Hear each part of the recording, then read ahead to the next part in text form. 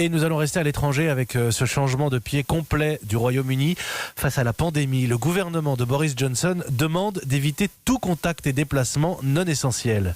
Vincent Hervouet, c'est votre regard international ce matin. Le Premier ministre britannique ouvre les cordons de la bourse pour soutenir une économie qui va être touchée par un ralentissement qu'il prévoit durable. Boris Johnson est anglais. Son premier réflexe, c'est de faire le contraire de ce qui se fait sur le continent. Il n'a pas hésité à repousser d'1 an les élections municipales.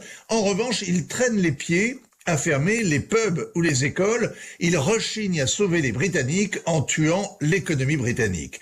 La semaine dernière encore, il s'appuyait sur des conseillers scientifiques un peu brumeux et pariait sur l'immunité collective. À mesure que le virus se répand, la résistance de la population est censée se renforcer. Seuls les plus vulnérables, ceux qui ont l'âge de la reine Elisabeth ou de son fils Charles, devaient s'enfermer à domicile. Le Premier ministre se résignait à la sélection naturelle, disant « Chaque famille perdra des êtres chers » avec un flegme churchillien.